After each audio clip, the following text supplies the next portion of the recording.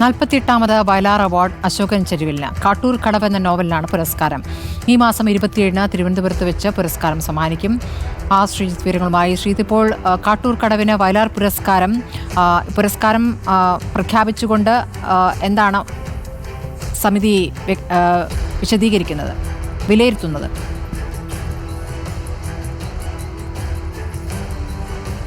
സ്മൃതി, 48ാമത് വയലാർ അവാർഡാണ് അശോകൻ ചെരുവിലിൻ്റെ കാട്ടൂർ കടവെന്ന നോവലിന് ഇപ്പോൾ ലഭിച്ചിരിക്കുന്നത്. ഈ ഇതുമായി ബന്ധപ്പെട്ട് ഇപ്പോൾ അവാർഡ് സമിതിയുടെ തീരുമാനം വന്നിരിക്കുകയാണ്. 12 മണിക്ക് തിരുവനന്തപുരത്തെ മാസ്കർ ഹോട്ടലിൽ നടന്ന ചടങ്ങിൽ പെരുമ്പടവം ശ്രീധരനാണ് ഈ അവാർഡ് വിവരം പ്രഖ്യാപിച്ചിരിക്കുന്നത്. ഈ അവാർഡ് കേരള രാഷ്ട്രീയത്തിൻ്റെ ചരിത്രമാണ് എന്ന് അടയാളപ്പെടുത്തിക്കൊണ്ടാണ് വയലാർ അവാർഡ് എന്ന കേരളത്തിലെ ഏറ്റവും പ്രധാനപ്പെട്ട സാഹിത്യ അവാർഡ് അശോകൻ ചെരുവിന് ലഭിച്ചിരിക്കുന്നത്.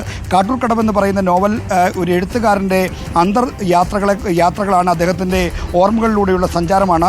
കെ എന്ന എഴുത്തുകാരനും ദിമിത്രോവ് എന്ന ഇതിൻ്റെ ഒരു റെക്കോർഡ് ഓഫീസ് ജീവനക്കാരൻ്റെയും ആണ് പ്രധാനമായി ഈ നോവൽ പറയുന്ന കാര്യം. ഇത് ഒരു തരത്തിൽ ഒരു നാടിൻ്റെ ചരിത്രം, ഒരു ദേശത്തിൻ്റെ ചരിത്രം എന്ന് തന്നെ പറയാം. കമ്മ്യൂണിസ്റ്റ് ചരിത്രവുമായി ബന്ധപ്പെട്ടുള്ള ഒരു യാത്രയായി, ഒരു ഓർമ്മപ്പെടുത്തലായി നോവലിനെ വിശേഷിപ്പിക്കാം. എന്നാൽ നേരത്തെ ഇതുമായി ബന്ധപ്പെട്ട് വന്ന റിവ്യൂകളിലും മറ്റും പറഞ്ഞത് കമ്മ്യൂണിസ്റ്റ് വിരുദ്ധ തന്ത്രങ്ങളിലേക്ക് വീണ്ടു പോകാതെ ആ പ്രസ്ഥാനത്തിൻ്റെ ചരിത്രത്തിനൊപ്പം നടന്നു നീങ്ങുന്ന തരത്തിലുള്ള ഒരു ആവിഷ്കാരമാണ് ഈ അശോകൻ ചെരുവിൽ ഈ നോവൽ സ്വീകരിച്ചിരിക്കുന്നതാണ് ഇതുമായി ബന്ധപ്പെട്ട് നേരത്തെയും മറ്റും വന്ന നിരൂപണങ്ങളിലും മറ്റും പറഞ്ഞിരുന്നത്.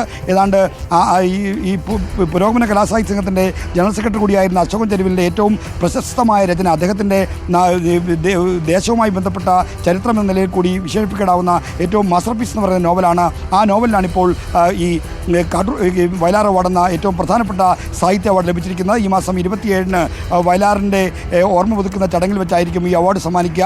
1 ലക്ഷം രൂപയും ശില്പവും അടങ്ങുന്നതാണ് പുരസ്കാരം.